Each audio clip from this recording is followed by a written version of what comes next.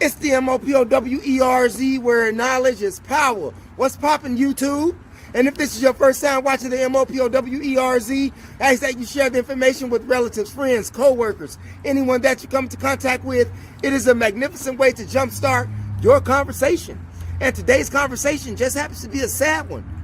In another country, in the country of Russia, where you had a 17-year-old teenager by the name of Vadim Gubanov, here shown, actually axed up his family, chopped him up, because he did not want to go to school. I'm going to say that again. He chopped his family up because he didn't want to go to school. 17 years old. Axed up his 12-year-old sister, killed his mama, killed his daddy, and then after he disfigured the face of his daddy, he put some of his clothes on his daddy and removed the wedding band. So when the police got there, they was thinking that it was the boy instead of the daddy. And they found Vadim Gubanov 225 miles away from where he committed this atrocity against his own family for not wanting to go to school. It is bad here in America, where you add the mother in Harlem who asked her son to get a job, and then he, turned off her TV. Then you have the other kid in Utah, cut off his parents' TV, waiting on them to come home. Killed them all. And then you got this 17-year-old boy axing up his family, like chop suey, ginsu meat, minced meat, like the Japanese and Chinese do in Benny Hinn, chopped them up. Sad. What do you do about this? Is this here? Obviously, it's just not adults who are killing adults. It's just not black people killing black people. It's not Latinos killing just Latinos. Hell, you got white people massacring their own family. I'm just saying. So it's not about a racial issue. And in fact, there's only one race, which is the human race.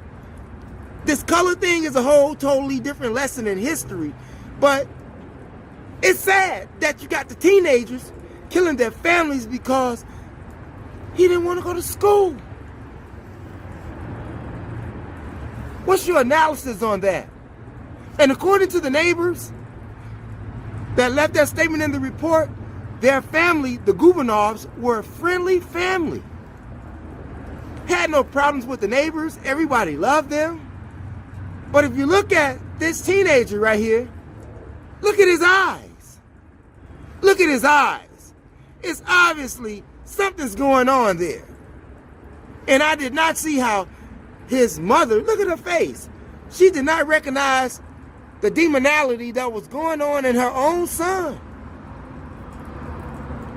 There was so much demon in the young boy that he chopped his dad up to mincemeat for not wanting to go to school. So what are you going to do when you ask your child to pick up their clothes in the bathroom or clean up their room where they got socks and underwear and shorts laying all around? What are you going to do? Are you going to be afraid to ask them to pick up their items? Or are you going to just let them leave them there and have a junk, stinky room?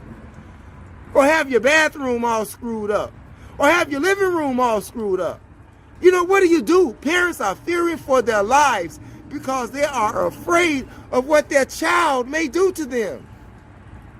You never know who you're living next door to. Be kind.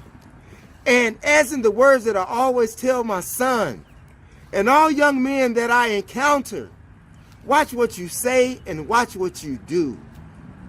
Watch what you say and watch what you do. You will never know in today's society when it would be your last breath because you've had an argument, a dispute.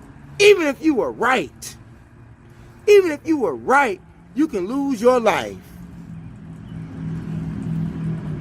It's a crazy world out here, you all. Be careful out here. To be aware is to be alive, you all. It's your brother, the MOPOWERZ, where knowledge is power. Leave your comments in the comment section. I appreciate that. And remember, it's your third eye that makes you shine like jewelry. Yeah.